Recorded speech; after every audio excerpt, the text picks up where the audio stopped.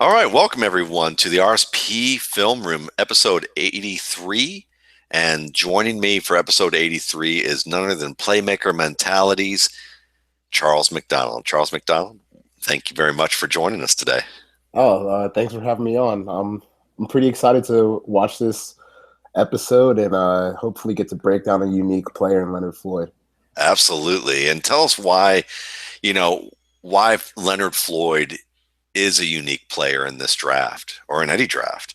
Uh, well, I'm a pretty big Georgia Bulldogs fan, and so I've kind of watched Floyd. I wouldn't really say progress, but just kind of do have flashes of really exciting things on the football field for the past 3 seasons. And when I first watched him, I was just grading him as an edge prospect. I was like, there's nothing really to get that excited about here. He's 6'6", anywhere from like 235 to 245. Like kind of got that string bean body type where you're not really sure if you want this guy, or not if you want him to, but if he's capable of kind of powering through offensive tackles off the edge. And even not even powering through, but when he gets to the top of his arc when he's rushing around the corner, you can see tackles easily just kind of push him past the quarterback. But the past 2 seasons he's played a little bit more off ball linebacker, and it's rare to see a guy who's 6'6", and we'll get to this in the Vanderbilt game, but it's rare to see a guy who's 6'6" just move as smoothly as he does in space. And some of these plays and coverage that he can make down the field are pretty spectacular for a guy who's 6'6". And he's still a work in progress versus the run, but I think he's gotten a little bit better every game, kind of reading blocks in front of him, staying disciplined in his gaps and not getting too excited and firing through whenever he sees an open hole. And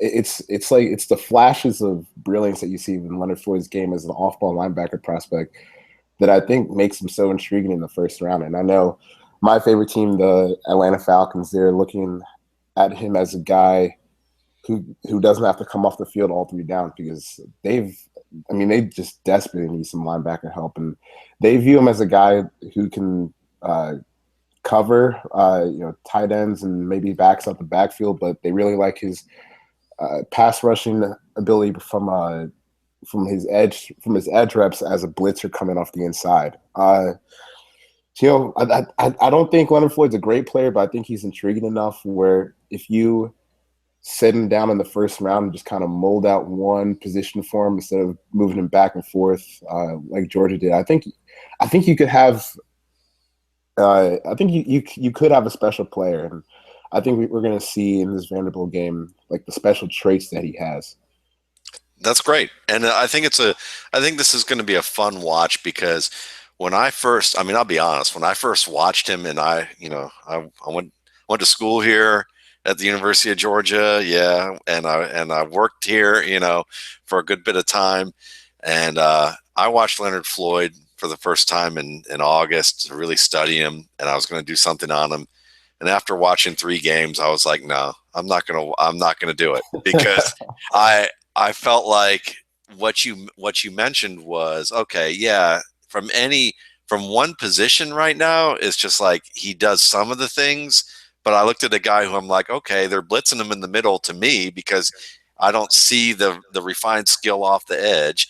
They're kind of saying, okay, he's too fast for guards to really handle, so they can squeeze him through the middle here, and he's an athlete that they're moving around.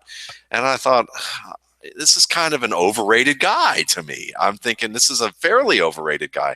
And then when I turned it off and left it alone, and then come April, I'm looking at mock drafts after I finished the RSP, and I'm seeing he's top 10, top 15 projected. I'm thinking, what?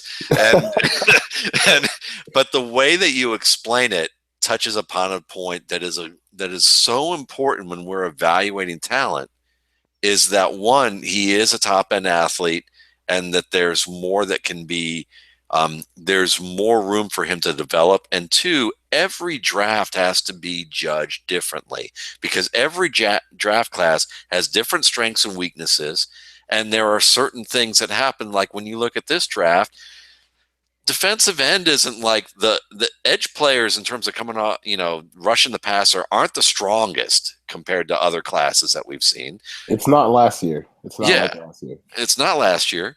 Then we look at linebacker, and we were both joking around that Miles Jack falls out of the top 5. You're hoping he goes to the Falcons. I was talking about I was on a show just now saying, don't overthink it. If you're the Cowboys, draft him if he falls to you at number 4. And after that, there's a lot of question marks.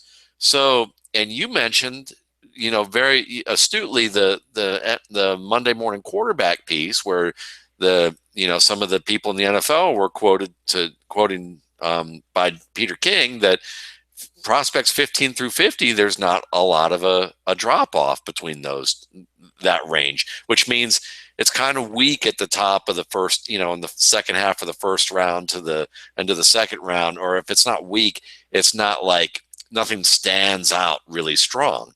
So in this class, I might look at him and go, in other classes, comparing him to guys that I've seen in the past few years at linebacker, I'd go, no, I don't want this guy in the top 15. Are you kidding me?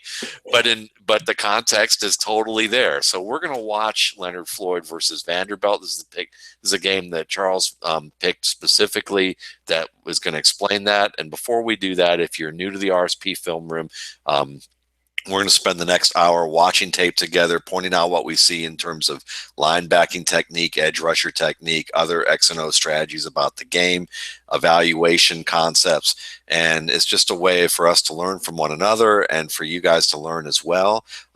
And before we do that, I'll let everybody know, just from a legal standpoint, that the videos here posted here on the RSP film room are not hosted on this server, and the original video content is not considered to be property of the RSP film room.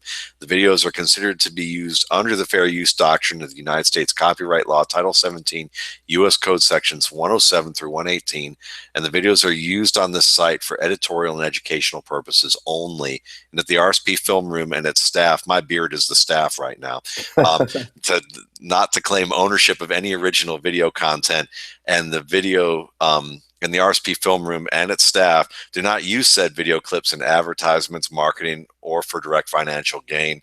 And that all the video content in each clip is considered owned by the individual broadcast companies. So with that said, Charles and I are going to get this thing rolling. I'm going to make sure that we can get the screen up to where it needs to be.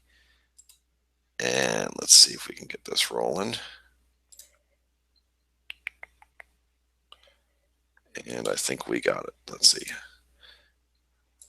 There you go. All right. Good to go? Yep. Okay.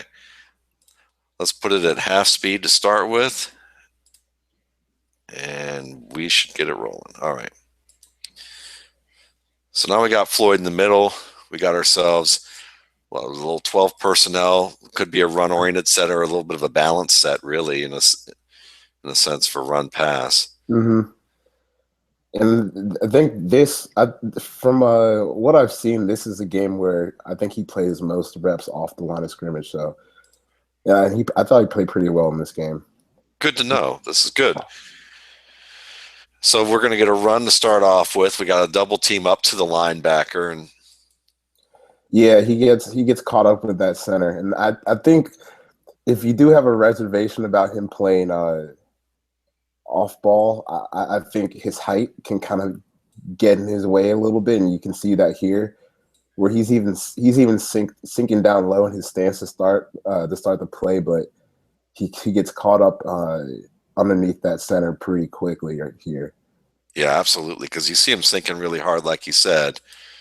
He's trying to get low, and I like how he tries to use his hand, but there's just nothing behind that. Yeah, and this is a position that he's still learning how to play. It's not he didn't start here at Georgia. He was an edge rusher his first 2 years, and then they move him back to off ball. So you're going to see a little bit inconsistencies, especially versus a run. And so right here, you can just see he's still learning how to play with leverage and get those pads underneath him, which is gonna be a pretty big task for him moving forward. Yeah.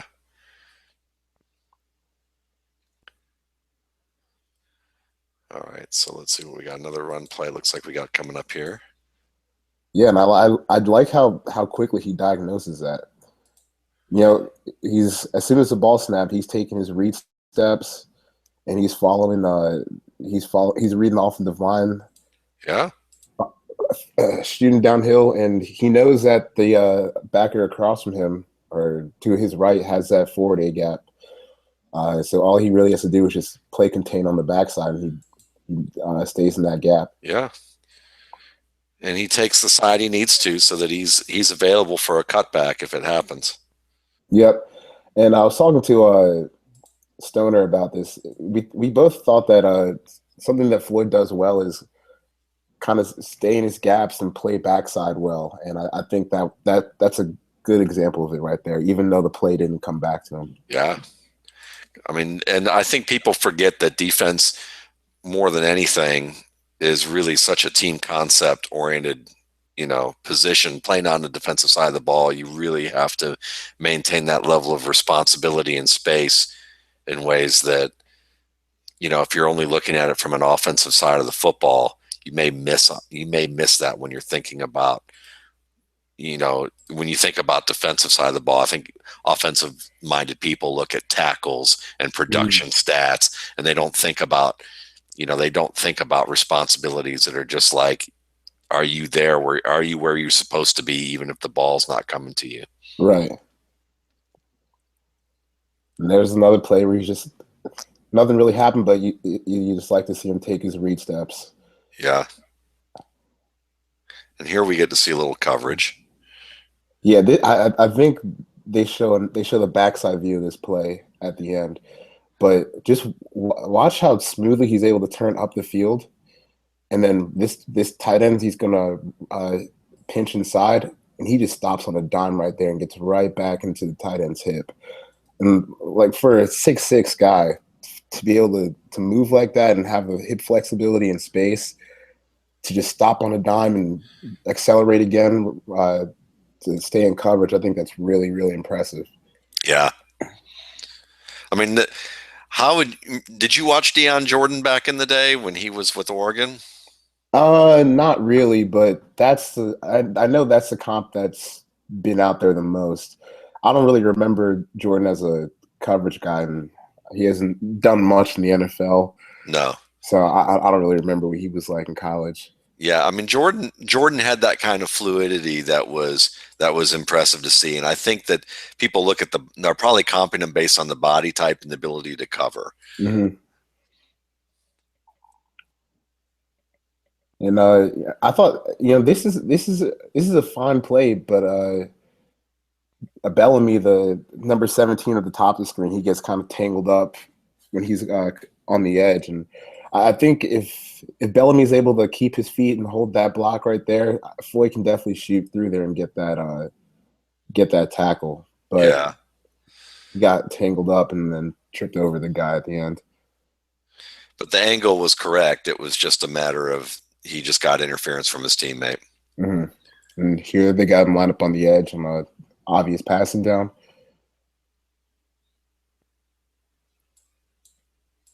He loves that inside move, man. Yeah. I'm not. It's weird to see a guy who's that skinny off the edge able to work those inside moves, but I don't know how he does it, but that's definitely his go-to pass rush move. It is, and you see it very much up the middle when he does this against guards. I'm like, I can get it against a guard because they're usually a little slower. Mm-hmm. But I haven't, doing this against a tackle. Maybe it's because he can get so thin or get so skinny in there and kind of squeeze through but he's just he's awfully quick, just kind of sliding around like that. Yeah. I mean, I kind of agree with you. It's weird that teams don't anticipate that more, or that an opponent doesn't anticipate it more and isn't able to do something about it. And then he had one sack versus Auburn where he hit that same inside move, but as he was doing that move, he exposed his chest, and that the tackle gave him one good punch. And you can just tell that this is a guy that just needs to add some more weight. Yeah, because if you touch him, you touch him in a square spot, he's gone. Yeah.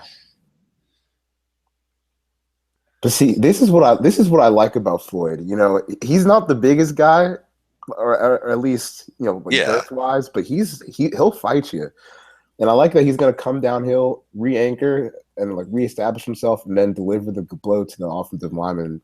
Kind of, yeah, he takes a fight. Him.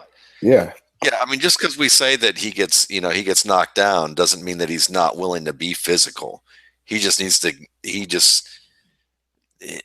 His height and his height and his thin frame just are a detriment to him right now when you're projecting to the NFL game. Right.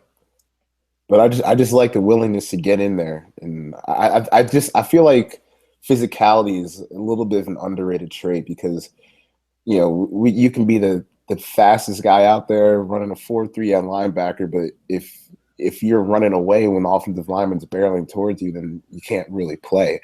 I like seeing Floyd get his nose in there and just try to be a bully.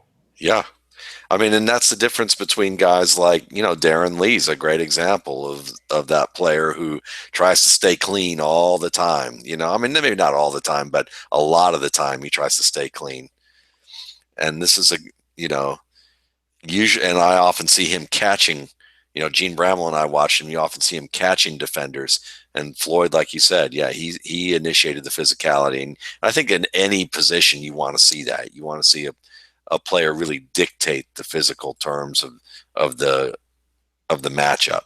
Mm-hmm. And that's right there. That's where Floyd's frame kind of comes into it.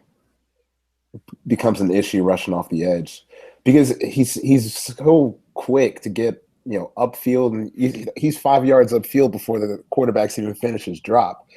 And right when he needs to bend that arc and get around, he's just not strong enough in the upper body, and you can just see the tackle just pushing him right by.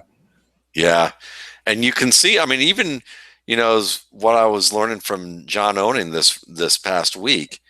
Right here, the toes are pointed to the quarterback. He's got that. He's got the first half of it right where you want it, but the arm's dipped under. He's trying to get the arm under here. If he could get his hand maybe into the chest and work his way around and push.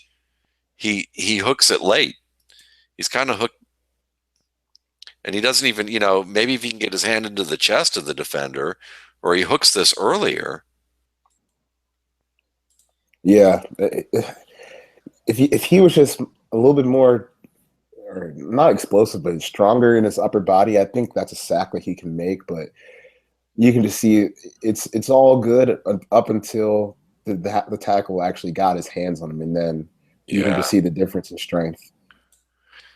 Yeah, because if he has more strength, he's probably where my arrow is right now.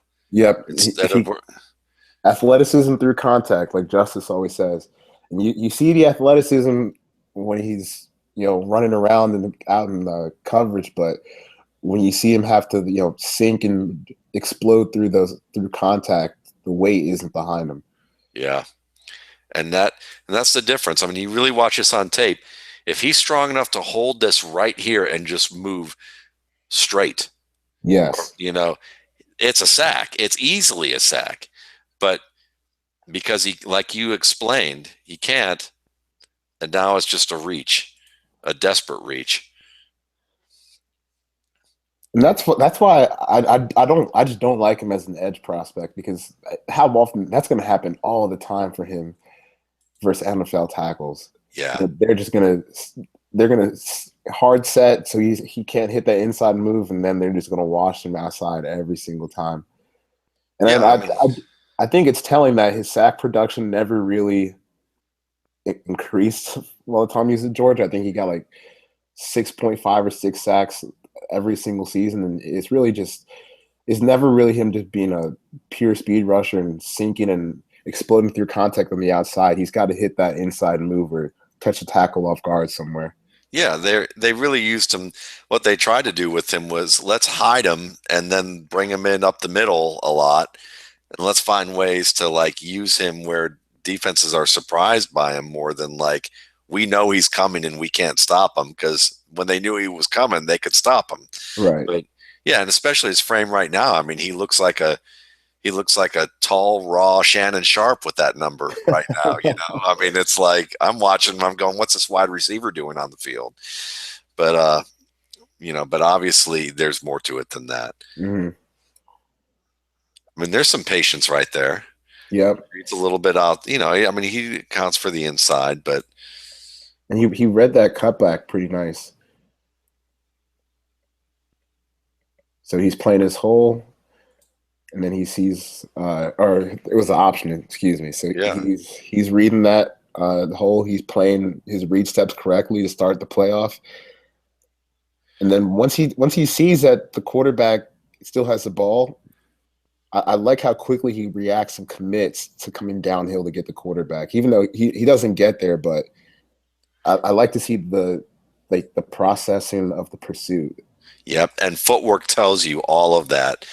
And also watch him again. Be the aggressor. Shoot the hand out there so that he's the Hmm. first to punch, so he can shed and get away as fast as possible. Yep. So the mentality's there. The willingness to deal with physical contacts there, the speed's there, the coverage ability's there. I mean, I can see where you're coming from with this guy, just from that standpoint. Hmm. Again, first to punch. He's hitting that inside move, but Yeah. he gets there. Let's see if we get to see it from the other angle. I bet we do. Yeah, we do. We're going to get to see that. So watch him again, dictating the terms. I just love that. They're so, the best players do this. We see this. Hmm. I cannot emphasize that enough. He's always the aggressor. You know what's funny about this? This is kind of like his Auburn sack that I was talking about. So when he hits that move and the tackle's able to get a little bit of him and he's off the ground like Yes. like like off balance like almost immediately, but he's coordinated enough to stay up and get the sacks in these occasions. Yeah. But it's just funny how easily he's able to get pushed off his track when he hits these moves. And he's so high up. That's part of it. And he leaves his feet when he's doing this move. Yep. And then on top of it, too, when we project this to the NFL game, most likely the quarterback's going to have a feel for this right here and climb away and probably get away. I mean, maybe early on, Floyd will get away with this a couple of times and make a couple of big plays. And everybody go, God, Leonard Floyd looked really good. His rookie year, he was really coming on. And then, year two, if he doesn't really build on it, they'll go, well, where did Leonard Floyd go? I thought he was going to be really good. And, if he doesn't get this, if he doesn't correct these things, teams will catch on to him. That's kind of my point. Yeah, he's got to put some weight on. All right. So let's see if we can move forward. Where are we here? Okay, there we go. So he is back off ball. Just a simple drop, but even you can see the patience and coverage that he has. Yeah. And like for someone who hasn't been doing it that long, I feel like he's already a pretty nuanced player in coverage. And he turns his hips really nicely. I mean, even on this play. Mm-hmm. The he turns his hips so naturally, and then once the tight end sits down, he's right on top of that. Yeah. Because sometimes you'll see these guys, especially if they're new in coverage, and you'll see even like cornerbacks do this, where they'll they bite on that upfield motion so hard they'll just keep flying past like towards that first down marker. But he stops, sits, turns, and he's ready for a ball if it comes his way. Yeah. That's very true.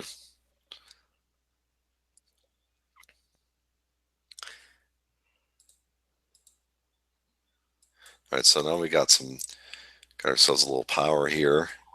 This gets bounced outside. Yeah, and he just chases Yeah. it. But he's off the got ball. sideline to sideline speed, I would imagine. It looks like Yeah, he's got that. he's got the range versus the run, so he can get those fringe plays. Dip. Yeah. Yeah, exactly what you mean. That's like, and it's so sad too, because he, like you said, this is such a great example of what you said against the left tackle. He's so deep in the backfield. He's like, let me just duck under. Can I duck under him? And he's like, no, I'm not going to let you. I'm just gonna sit on you. And that's the end of the play.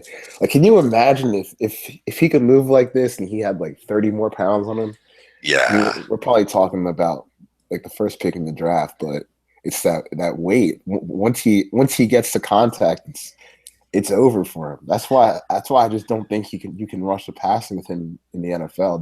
It just doesn't make sense. It's so sad. He should have called me up, man. I could have shown him a lot of restaurants where he could have added about 30 pounds. I would have taken him to a meal or two, but then again, maybe that would have been an NCAA violation. So, but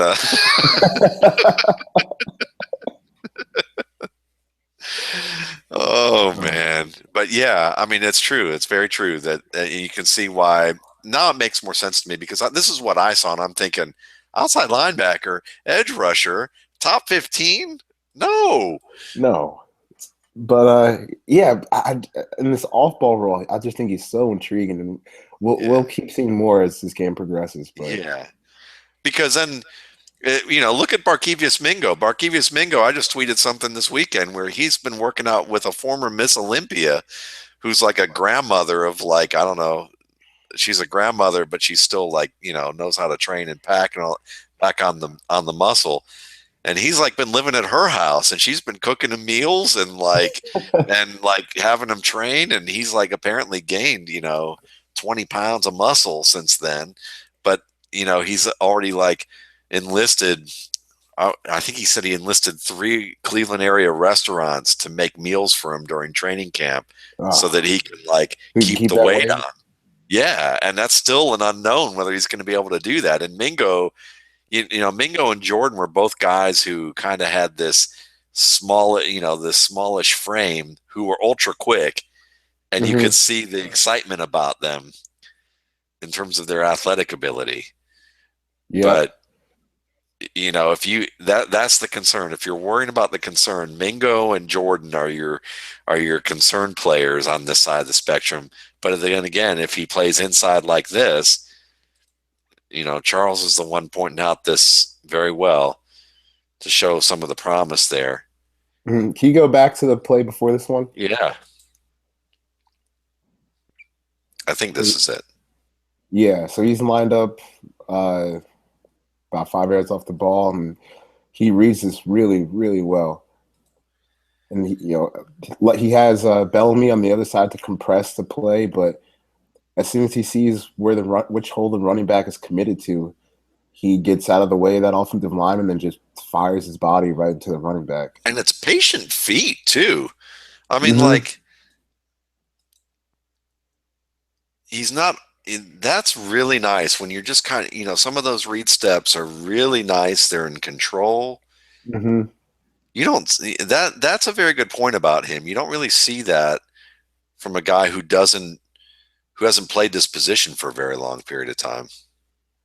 Yeah, and I remember when we watched Hargreaves back in September, the feet, and I just think for like pretty much any position, feet will give you like a glimpse into the mind of a player. Like if their feet are frazzled, then they probably just don't really know what they want to do or how confident they feel in their motions. Or if their feet are just kind of stuck in the mud in coverage, that I think that also speaks to levels of confidence. But with Floyd, you see everything it's calculated, it's patient, and when he's ready to make moves, the physicality is there to make plays. But Yeah, this is a good example too. I mean, even though this isn't a special play by any stretch of the imagination, I mean, he's crosses over, he's waiting for his gap here, just kind mhm, of holding it in line, and when he sees that he's not going to hit that gap anyway, and he sees how it plays out, he's still keeping himself free to just slide off.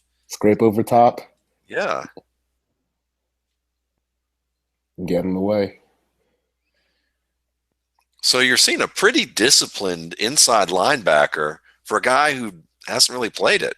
Right.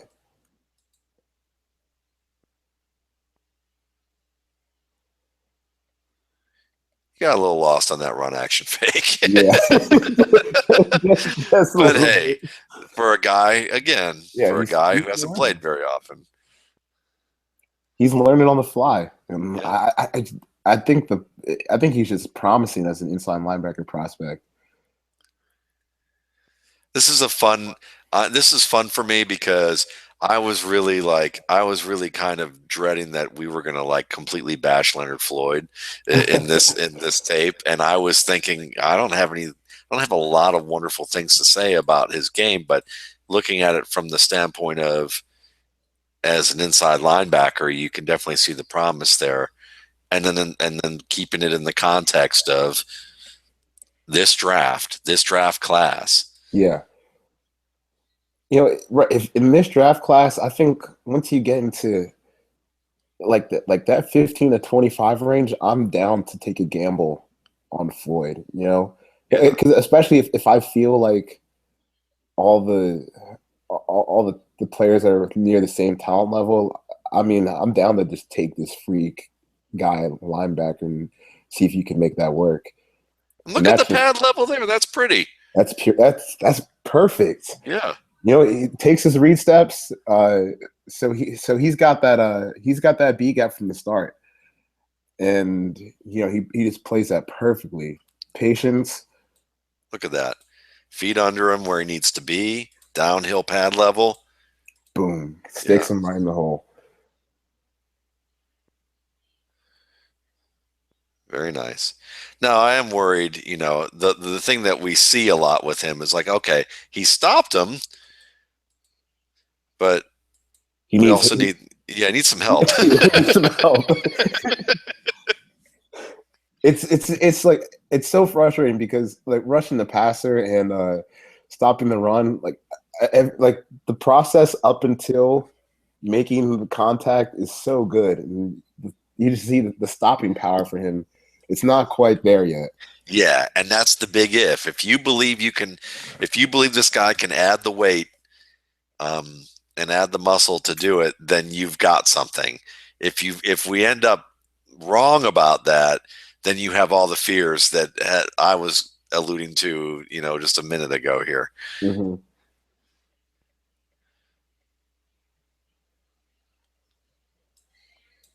That's a sweet little move. Yeah, and then he gets hit. Yeah. But he does play it like a wide receiver, which you don't get to see very often as a defensive end go, oh, I'll give you a little dip and a head fake to the inside. Then I'm going to swim over to the outside, get clean, but yeah. Hey, I mean, he flushed him out to Jordan Jenkins, so it's Yeah. still nice. It's a nice play. Yeah, absolutely. And if he can, when they use him that way, if you can use somebody that, if he can consistently do this against NFL quarterbacks, yeah, he's going to be a defensive tackle's best friend. Mm-hmm. They're going to be like, yeah, you might not get the contract bonus that you wanted, but I'm taking you out to eat after the game. Off ball again. Yeah.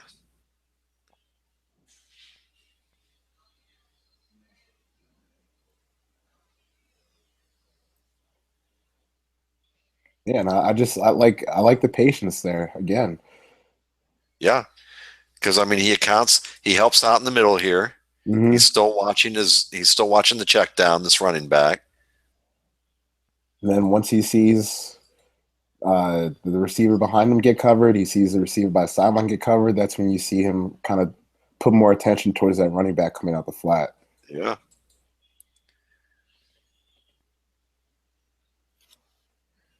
Never really commits to anything but staying square to the line of scrimmage, which is nice. Mm-hmm.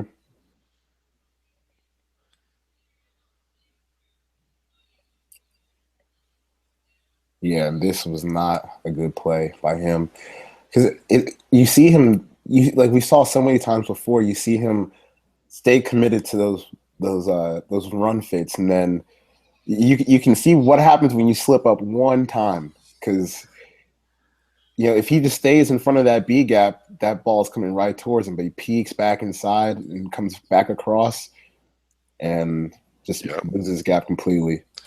And that B gap we're talking about right here. Yeah.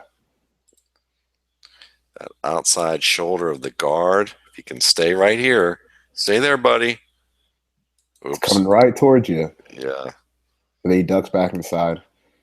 So instead of that being a 2 or 3 yard game, it ends up being closer to 7 yards. But this is a play again where this is what makes evaluation tricky, because you could look at those plays and say, well, he doesn't maintain gap discipline, or he's undisciplined in his feet, and he has issues reading. But if you look at the other plays we just highlighted for the past 15, 20 minutes, you would see more often than not, he's able to handle this type of thing. And the fact that he's so brand new at this, it gives you reason to say he's already pretty good at this. He's only going to get better. Mm-hmm.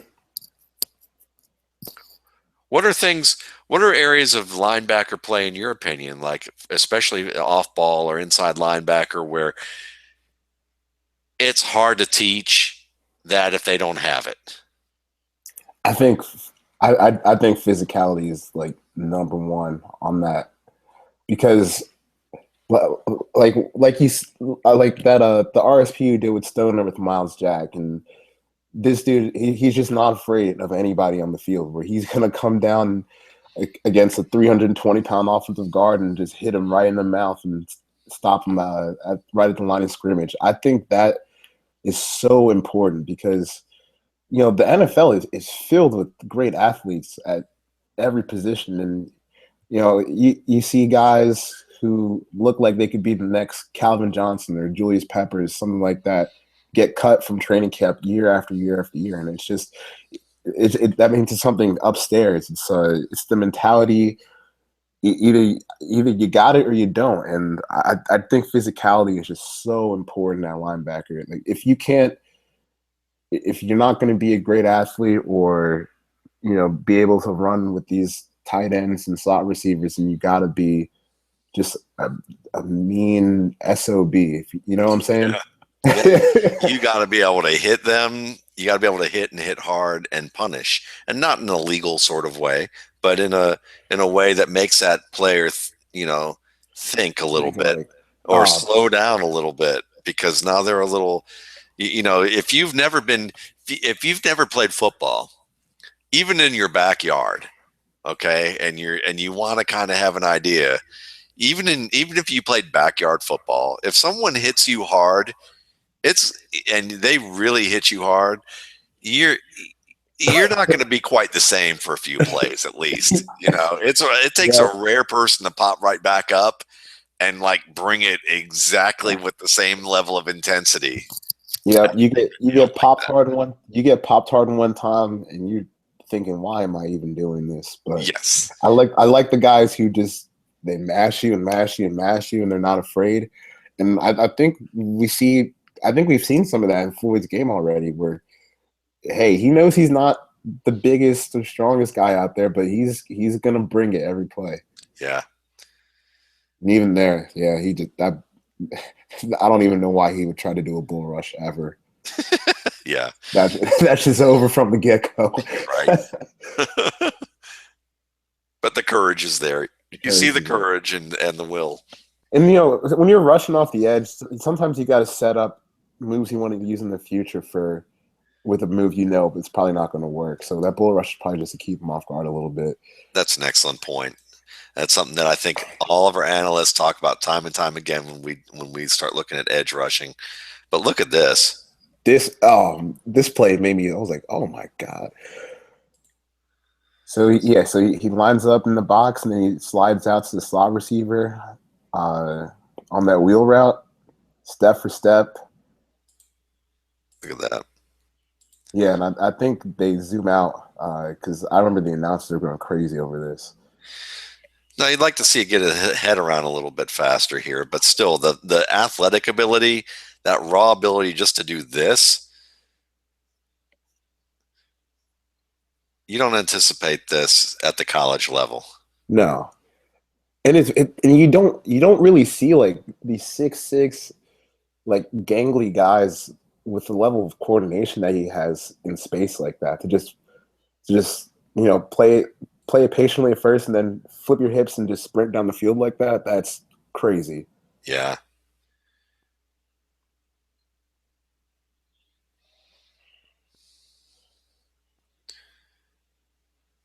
Now, would you want to say that we know he's faster than this?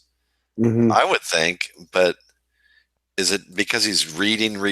He's not as decisive as maybe he could be to like really cut this off. Yeah, I think he took a poor angle at first because when he's reading those offensive line in front of him, he's coming downhill at first. So I mean, even those like 4 or 5 steps right there kind of put him in a where he doesn't have an advantage to come right over top. Where he's got to backtrack to try to get there before the first down marker. Yeah. That's another thing that should come with time is just anticipating play types and also learning, you get more scouting against the defense in the NFL to go, okay, this is what they're going to run. Hmm. More edge work here. Oh, Man, if he could just if he could just twist that like that tackle's inside foot back so he can uh, yeah. you know it's so frustrating because you see the explosion like right off the snap and then he gets touched and there's just no weight behind him to get that thing done. Man, I know a shot putter. I know a shot putter in Athens right now who's training, used to work with Reese Hoffa, the Olympian. Hmm. Well, heck, Reese Hoffa, he needs to eat what Reese Hoffa's eating.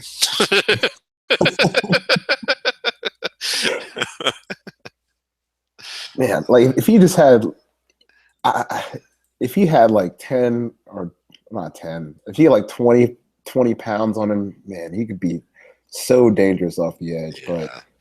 he's just not It, strong enough. yeah, it doesn't look like, and I'd be a little surprised if it happens. I mean, it might, but I mean, you can Yeah, see the frame and you can say he can add it in the hips, he can add it in the chest, but some guys just get maxed out. yeah, And I remember I was reading something earlier today about Floyd, how he had a workout with the Falcons this past week, and he already lost like 9 pounds that he gained at the combine. Jeeves. Yeah, yeah. So I think like as a pass rushing prospect, that dream's pretty much dead. But I like a lot of the things I've seen him do at inside linebacker. Yeah, so far I agree with you. I mean, and I think that's where his future probably is. And just keep scraping over top from the backside. Yeah. There he is managing that backside flow very, very well. And he stays patient. And then right when the ball gets there, he's ready to attack. He really does have a feel for traffic very well, like not to Hmm. get too into it. Whereas, like, I see someone like Darren Lee, who I didn't think had a good feel for traffic. I not compared to Floyd. I mean, it seemed like Lee had to do a lot more to avoid traffic, whereas Floyd's like, I know where the traffic is, and I'm not even going there. Right. It's like spatial awareness is. I mean, I think for any position on the football field, spatial awareness is very big. And I think that's the area of Floyd's game that's just very natural for him. Have we ever seen a linebacker of his, height, weight play, play this position? I just love him seeing that throw that offensive lineman to the ground right there, and I don't know 6'6", 235, 240 range, maybe like Manny Lawson, but I think that's the closest thing I can think of. Yeah. I love the physicality that he Yeah. showed. Gonna grab me in the Facebook face mask when I turn the corner. Okay. I got something for you a little later. Nice little turn and run there too. Very fluid. Very fluid. And it's Floyd seems like a guy who pays attention in the film room because he's flipping his hips like he knows that route is coming because you can see how quickly he flipped his hips and Yeah. right there he knows what route's coming, he knows what depth to get to, and everything just looks so fluid with him when he's in the open field.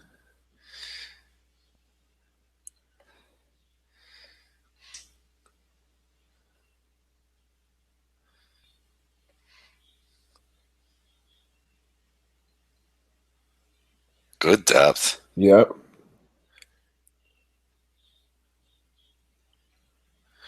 Just naturally just drop into these zones. Yeah.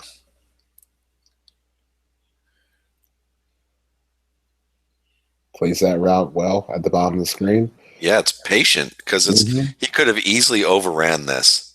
Yep, and just he could have just kept flying upfield, and that would have been an easy dink and dunk for the quarterback. But as soon as he sees that receiver sitting down the route, he just covers him right there. Yep. And then what I really like about Floyd is, you know, it, you, I like it when these taller guys are able to kind of vary their stride length, and I think we talk about stride length a lot with pass rushers. And how long it takes them to get upfield and how quickly they can eat up ground. But I think the variation in stride length is really important in coverage too, because we saw Floyd run down the field with that slot receiver, and he can open it up and run like a gazelle, but he also has the ability to make these shorter steps so he can cover these shorter routes. Yeah, and there he is again. I mean, plastered on the tight end. Yep, That was, I mean, that was see really if we can nice. get, yeah. Gets his hands on him. He's able to stay side by side. And then we come over here. He's already underneath. There's no way. Just runs so smoothly.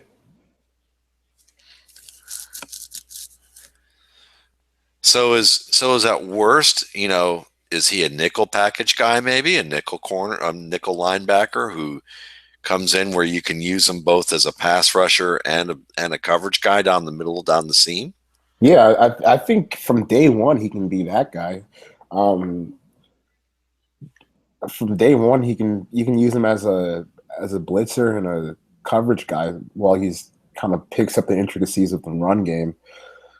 Uh, but even a role like that is very valuable in today's league, where there might be throw where they where a team throwing the ball 40 times a game is normal now. So Yeah. if you get a guy who can come down, and you don't even have to start him, or you don't even have to start him every game, but if you can get him to just come in these nickel sets and say, all right, well, take that, tighten up the seam, and we don't have to worry about that. That's huge value right there. Yeah, because it seems like the base defense nowadays is nickel. Hmm. That's the trend, people are saying. So yeah, I mean that makes sense for an old school guy like me who's going, bah, Leonard Floyd. This is it's becoming clearer and clearer why you might be going, yeah, Leonard Floyd. Yeah, and he'll change it up a little bit as a pass rusher, but still, I don't see enough from him as a pass rusher to think we can play him as a full-time defensive end. No. And probably what Georgia loves to do with him, we saw last year, is oftentimes him looping in Hmm. to the inside where maybe do a little bit here and then he'd spin through up to the middle. Yeah, where they'll crash that defensive end playing next to him, and he'll just clean up on the inside. Yeah.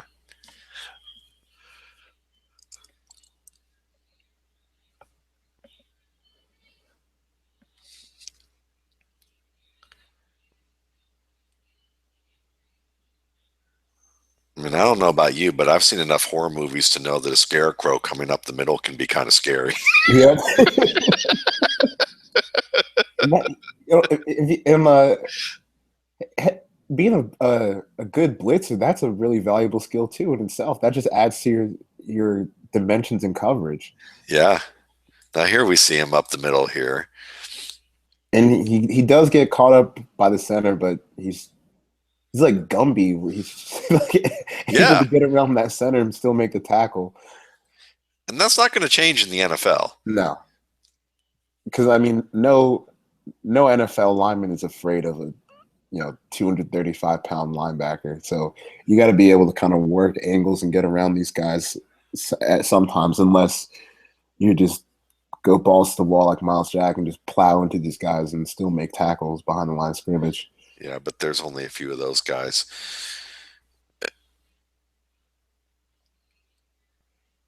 Ah, yeah, he was sitting right in the middle of the field, and I don't know how the quarterback didn't see him, but he got to Yeah. catch this one. That's a gift wrap. Yeah. You're not earning your 84 number. That's all I can say. Like that is right in the hands. And I'm he's just, he's looking at it the whole time too. yeah, you look, I like picking on defenders anyway. And the fact that he's wearing 84, he's just going to earn getting picked on some more. Wearing Shannon Sharp's number and you can't even like catch a football. Come on now. Let's see. All right. Get Great around. speed rush. Yeah. Hey, if that tackle, if you can't get a hand on Floyd, he's definitely fast enough to make you pay off the edge. Yeah. If you're not going to touch him, he's going to devastate you. And he is disruptive. I mean, they're even at worst, he's disruptive. Right. I mean, that's just too easy. And he knows when to get his hand up. He times it well. It's definitely coordinated. The motor's there. Yeah, the motor and physicality with Floyd are definitely there, which is why you can see why teams are falling in love with him so high in the draft, and you see some of the positional versatility that he offers. And I don't know, I feel like if you're confident in like your strength and conditioning program, and you believe that you can get him to bulk up, and not only bulk up but keep that weight, Yeah. I can see why you would fall in love with him, like in the in that 15 range. Sure. You want to go back to that other run play that he Yeah. just stopped? Get it right here.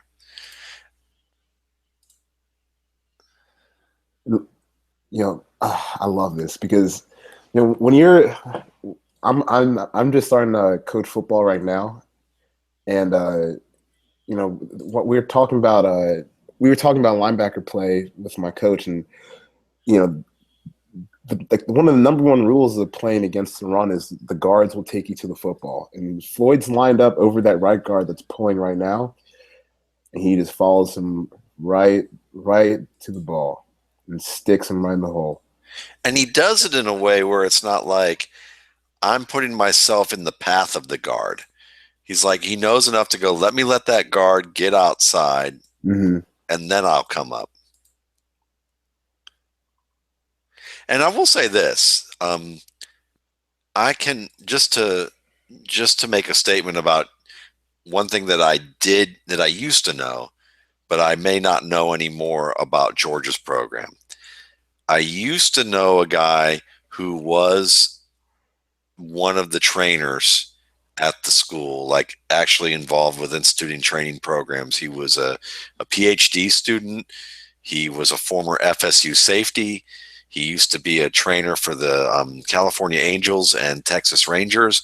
His grandfather was the head coach of the Washington Redskins before George Allen came, when they were horrible and when they didn't have any black players. And the coach actually, like the head coach said that he actually begged George Marshall to like draft black players, and he would not do so until George Allen came along and basically was like, I'm not taking this job until you let me do that. But Mm-hmm. he he's got a history steeped in football. That's my point. Is that this guy's got a pretty big history steeped in football, and he told me the first year he was at Georgia that the the Bulldogs generally that their weight program, that um, their strength and conditioning program was antiquated, and that the coaching staff was antiquated from that standpoint. Like they were old school guys who had been there. He said this was like they were getting the same type of injuries every year, and he said that he had to kind of really fight his way to get some new things instituted that and they didn't have the same injuries anymore from that standpoint. They had labrum tears. One of the things that Mm-hmm. they had left and right when he first came was labrum tears. So it makes me wonder. I know that he's probably gone at this point, gone on to doing other things, but I know that the Georgia has been notorious for keeping staff in place regardless of which coaches come in terms of training staff. So I'm wondering if maybe you look at that and wonder if strength and conditioning isn't really the strong point of this Georgia program. Maybe he does have an opportunity to add more weight with a program, even though I hear from someone like Ryan Riddle who says college programs tend to be better at this than pro programs. Yeah, I can see how college programs will be better because you're getting like these 18-year-old kids and trying to get them to become grown men as soon as possible. Uh, so I can see it from that standpoint, but I don't know. I just find it hard to believe that this could be Floyd's body maxed out. I Yeah. think some I mean I was like this when I played football. Trying to figure out that equilibrium where you're not getting too fat, but you're also not dropping 20 pounds a week in practice is really, really difficult. And Yeah. I think we saw Vic Beasley kind of struggle with that last year. We saw Dayton Jones with the Green Bay Packers. He struggled with that early on in his career, but and And Bruce Irvin too. But once you figure out how to maintain that weight without it fluctuating, that's money. And look what Bruce Irvin did recently. Once he started to come on a little bit too. He's another tall, kind of thin, quick player too, Mm-hmm. in that regard. And then the other thing too to add to this is, I mean, how do you oh, in terms of I was just thinking about what it'll come to me later. Uh, It'll come to me. I just lost it.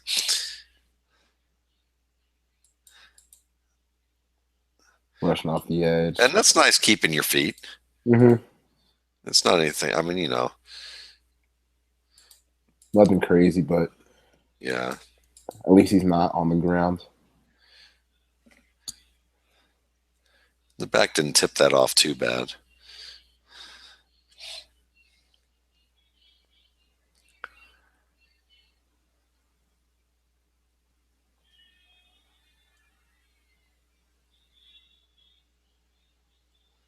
All right, more coverage up the yeah, Yep, smoothly. yeah. I think we get a end zone view of this play. And he's cautious. I like the caution, a little bit of hug there, but he makes sure that he's still covering the guy until he knows absolutely that the quarterback has crossed the line of scrimmage. Yeah, and it's so cool to just see him. He's backpedaling and then just turning and flipping his hips like it's nothing. Like right here, Yeah. even though he grabs a little bit, but that transition is really smooth for a guy like a guy who's that tall. That's good for a cornerback. I mean, Yeah. this is this is actually he makes this look very easy Mm-hmm. because like you talked about earlier in the show, most guys would overrun this by about a yard or two. He doesn't overrun it by more than a couple of feet. And then he's right back in that pocket, right in the pocket of the receiver. Yeah. Yeah. That is impressive. So yeah, I'm coming around. I'm seeing I see what you're talking about. I mean, maybe in other years I would go, no, no way. And I still feel that way. But for this draft, I get it. Yeah, I don't. I mean, he's not the greatest player in the world, and he's a several drops below Miles Jack and a healthy Jalen Smith, but he's intriguing enough where I mean I can sell myself on some of these plays and say, you know what, maybe if we just stick him at linebacker and say this is what you're going to play, you're not going to be rushing off the edge anymore. You're going to focus on being the best middle linebacker you can be. I can buy that. I can buy that in the middle of the first round this year. Yeah. I mean, there's going to be other guys. I can see where there'd be other guys that I would rather take. But if there's a team that's like, look, we could use someone like this right away, he can help us right away, and these other players that are other options at other positions can't, I get it. Mm-hmm. I'm just going to be super disappointed if a team drafts him to be like a defensive end, rushing linebacker. Yeah. That's just like a waste of his talents, I think. Yeah. That's when you're going to be banging your head up against a wall for sure.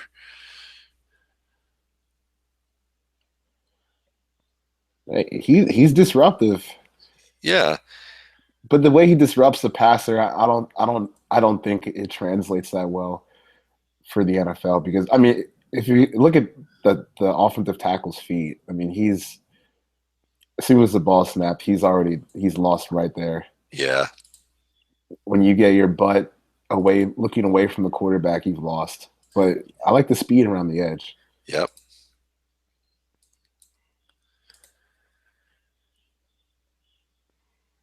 And it's too much of a finesse game. You Yeah, have to have a power element to win in the NFL. You have to have the power element and the changeup. And he's too big of a target to be a finesse guy. exactly. But he doesn't have the weight behind him to be a power guy. Unless he was even faster. Now, if he was like, if we're looking at a guy who ran like a 4.3 and like a 3.8 10-yard, 20-yard shuttle, and he was like the Bo Jackson of outside edge rushers in terms of like his athletic ability. Yeah, then he could do whatever he wants. But we haven't seen a player like that ever in the history of the league. So no.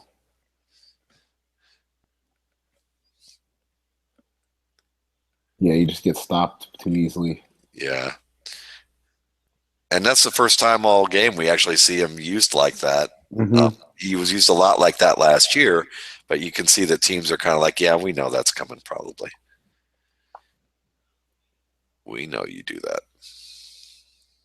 And there he is, just so that reaction and coverage, just because I mean he's not even like backpedaling up the field. Everything he does is just so smooth, and I like watching him kind of sink down 5 yards and then just flip his hips, and he's right where he needs to be every single time. And there he is at the bottom of the screen running across the field, the receiver. Yeah. His transitions and coverage is so impressive. Yeah, absolutely. So here's an odd question, just because thinking out of the box, because he's an out of the box kind of player in some ways. Is he fast enough to play safety? I mean, maybe. I mean, I think he's fast enough. Do I want that body type consistently trying to break down in the open field? I don't know. I think I would prefer somebody who's a little less, I don't know, gangly than him. Yeah. You know, like a squattier type maybe, where he doesn't flip his hips that good. Right. He doesn't flip his hips well enough where I would be like, all right, well, just go match up against Julian Edelman and we're okay.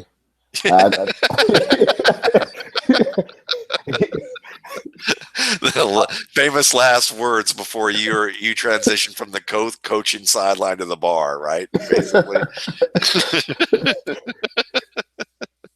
But yeah, if at linebacker, if I need, especially early on, if I'm looking at Floyd and I'm saying, okay, well, we need someone who can cover, like a Kobe Fleener. I think that's a role he could do. Yeah, absolutely. Kobe Fleener, Zach Ertz. Any of those guys, especially those Yeah. guys from Stanford, maybe other than Hooper, but probably Hooper too. But yeah, Hooper's a special one. I like Hooper too. He's my guy. But oh, that was very cool. That was a very educational session for me because as someone who is still learning the defensive side of the ball, like I said, I watched and was like, okay, I'm not doing anything with this guy right now. Uh, but you really did show what I think you did a great job, Charles, of showing what he might become, what he is right now, and why teams like him as early as they do. Hmm. And folks, you can't get much better than that when you're watching film and you're getting a chance to learn. So I want to thank Charles again for joining me today. And hopefully, if you want to watch more of what Charles does or read more of what Charles does, check him out on Twitter. Um, Charles, give him your Twitter address. At Sunday Fiasco, and right now I'm doing. We're about to start really ramping up draft coverage over at Playmaker Mentality, and I'm still doing stuff with the Falcoholic too. So this coming week, be on the lookout for Justice and I are doing a joint top 50 ranking, which should be out on Tuesday. And then from then on, we're in the draft, and it's one of the most exciting times of the year where we can all just kind of nerd out together and just just be football junkies. And That's right. I'm excited. Yeah, this is great. And Charles and Justice are like some of my favorite folks to you go down to the Senior Bowl. They got the chance to go down to the Senior Bowl this year, and it was fun to watch folks who are just intense. The Senior Bowl is very much a networking place for people, but who's your kind of people when you come up and sit next to them and they're just like glued to what's going on the field. They don't want to talk to you. They just want to sit there and watch what's going on. I love that. I absolutely love that. So I knew right away that Justice and Charles were my kind of folks because it's fun to hang out and chat with everybody.